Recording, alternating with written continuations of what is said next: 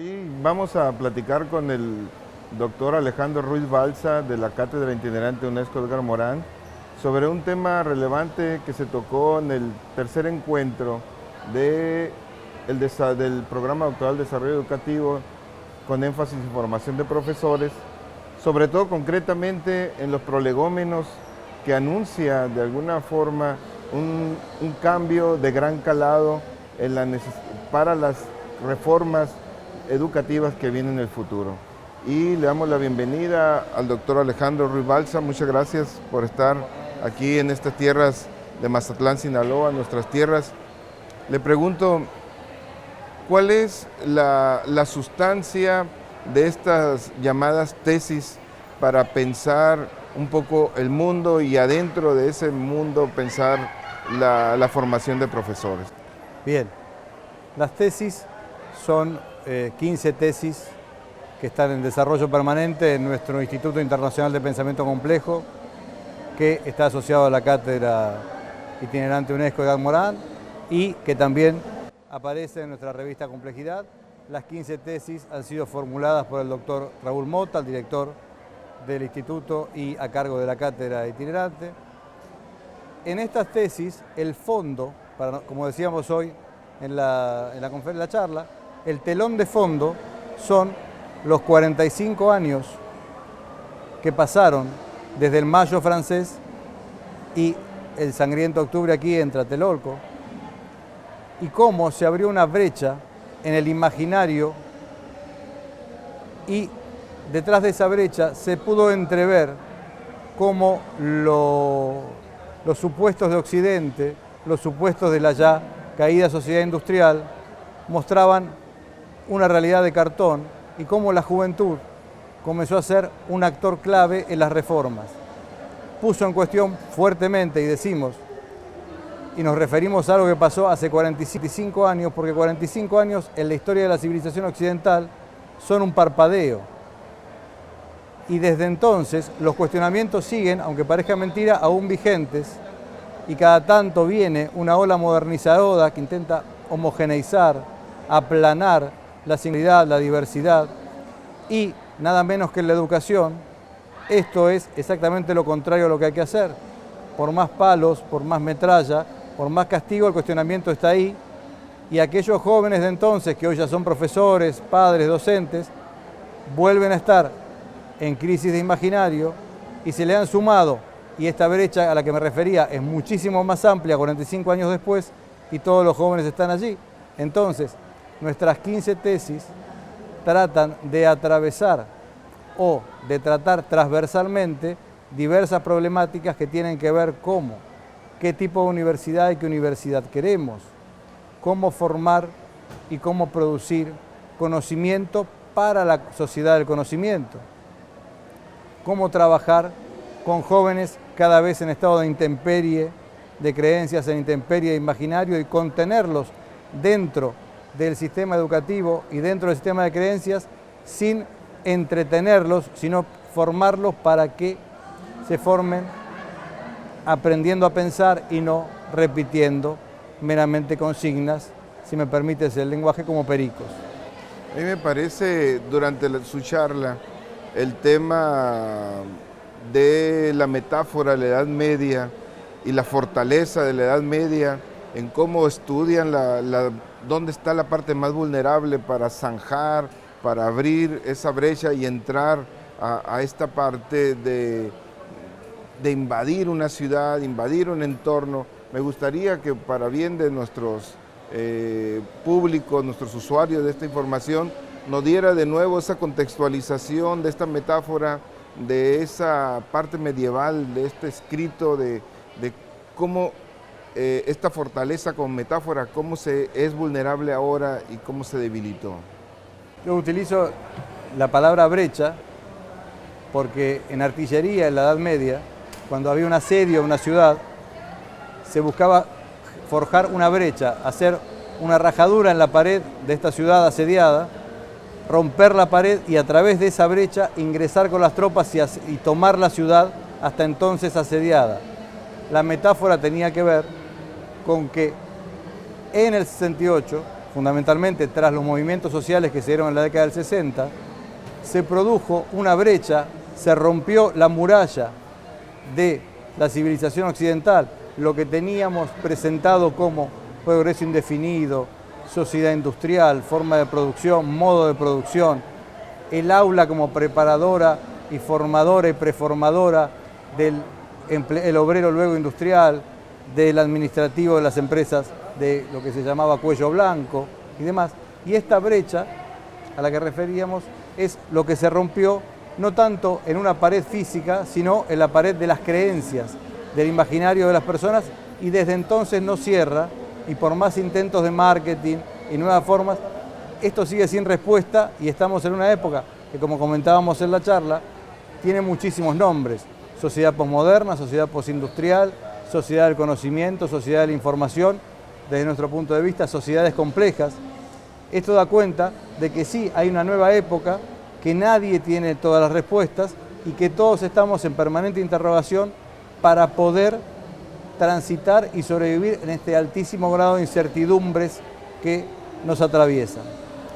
Los diagnósticos en América Latina apuntan hacia una creciente pobreza, apuntan hacia políticas públicas que están desarticuladas para atención a la pobreza, pero también apuntan hacia una política pública complicada para resolver el problema de la educación y el papel de la educación en el ejercicio.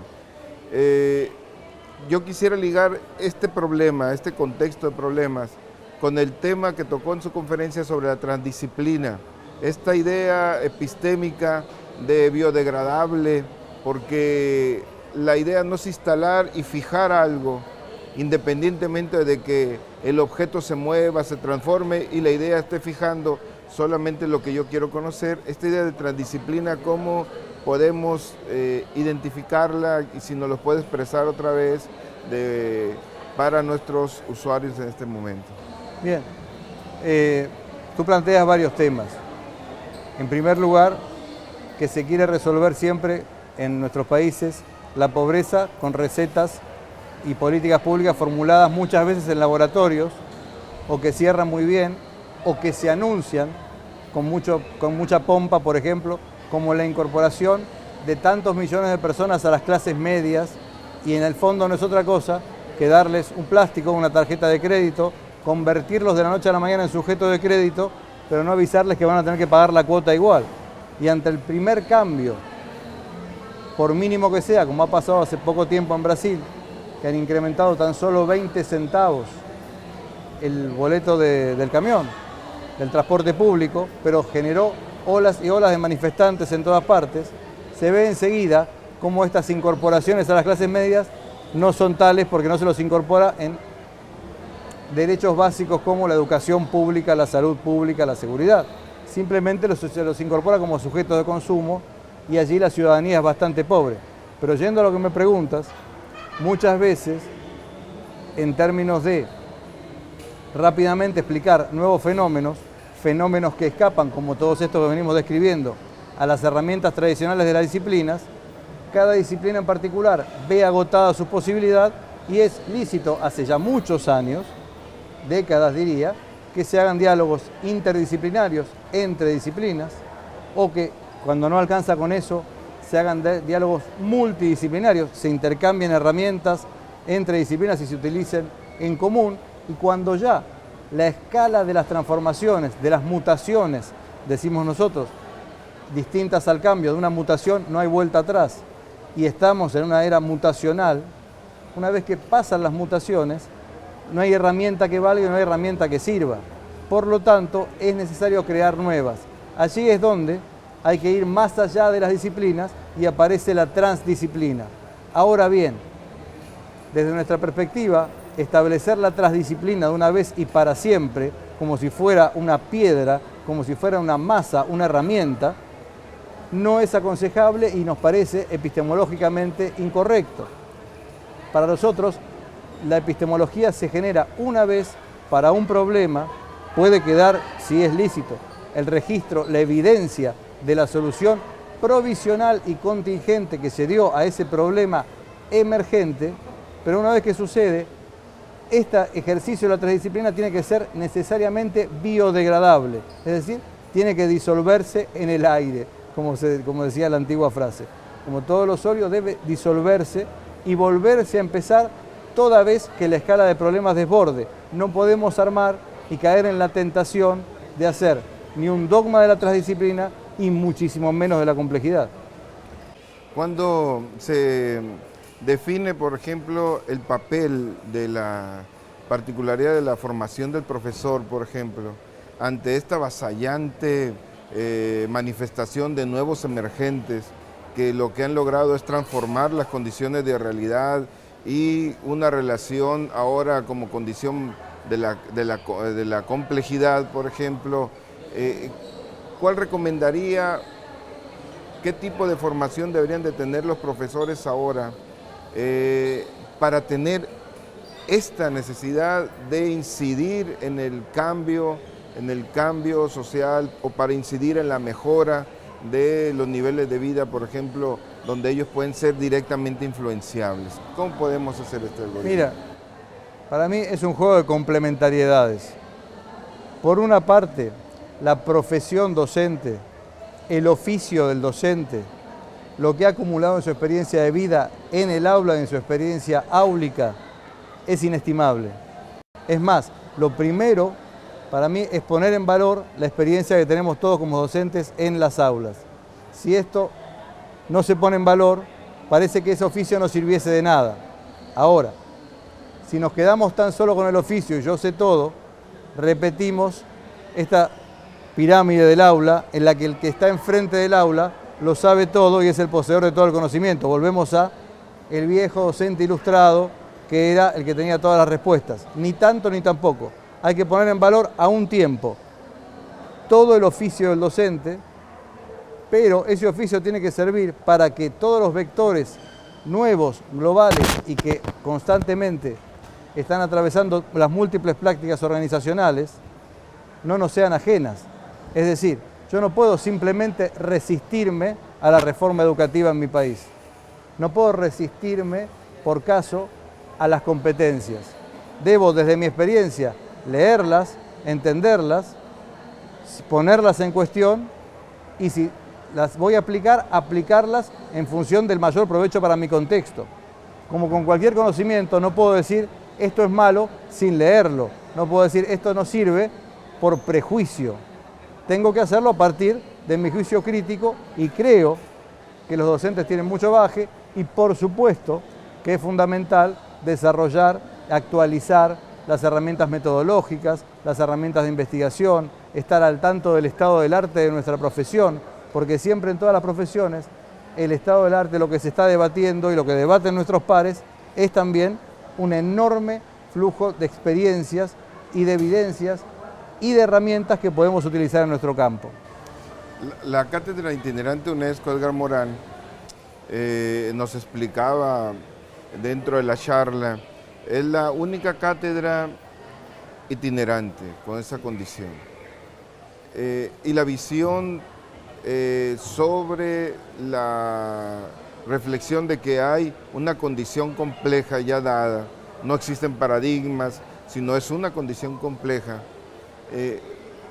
La cátedra itinerante UNESCO Edgar Morán, concretamente, ¿cómo pudiera apoyar al desarrollo de una nueva perspectiva para la formación de profesores, concretamente en Sinaloa? Bien, como decías, nuestra cátedra es única en su tipo por ser itinerante, es una cátedra que no tiene un anclaje en un país en particular, se llama en homenaje, es la primera cátedra que se realiza en homenaje a un filósofo vivo como es Edgar Morán. La cátedra está a cargo de Raúl Mota y trabajamos en distintas partes del mundo como elementos de cooperación y siendo sobre todo a dialogar. Nosotros, por más que se llame Edgar Morán, por más que trabajemos en esto, no creemos que haya un fiel de la balanza, como decíamos ayer, medio en broma, medio en serio, en la plática. No hay un complejómetro, un medidor de complejidad, a ver quién tiene la complejidad más grande o quién sabe más. Y si lo encuentro, lo aviento, como dicen ustedes aquí. Ni siquiera lo regalo, porque no creo que sea posible. Pienso que Si me dices en qué manera podemos ayudar con nuestras líneas de investigación, podemos ayudar como trabajamos siempre, cooperando, dialogando, porque muchos de los interrogantes que me planteas y que planteamos aquí y que charlamos en las distintas mesas, son preguntas que también nos hacemos nosotros, como sujetos que estamos orientados a educar, como personas que estamos permanentemente en los mismos problemas y en el mismo baile, como decimos nosotros. Por lo tanto, colaborar con nuestra visión, con nuestra vocación de investigación, con lo que hemos acumulado en 20 años de investigación, con nuestros equipos de investigadores, con nuestra orientación y nuestra vocación de diálogo y de intercambio permanente, que es de lo que nos realimentamos. Nosotros siempre decimos que por caso lo nuestro ya no es el desarrollo en laboratorio de la complejidad o del pensamiento complejo. Desde su origen, nosotros hablamos de trabajar en términos de, suena un poco eslogan, complejidad aplicada, es decir, leímos los textos, contactamos con los autores, armamos las instituciones, pero llevamos la teoría a comprobarse permanentemente en el campo y realimentamos desde allí. Y hoy, las tesis a las que hacíamos referencia al principio de la entrevista tienen que ver con nuestro recorrido y con lo que hemos dialogado e intercambiado en los distintos países en los que trabajamos.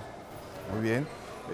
Como por último, para cerrar esta charla, ¿cuál ha sido su experiencia y su punto de vista acerca de este evento? Me parece un evento muy positivo. Primero, el lugar es hermoso, el lugar está muy a gusto. La experiencia de la nueva universidad con su autonomía y su arraigo local me parece muy bueno.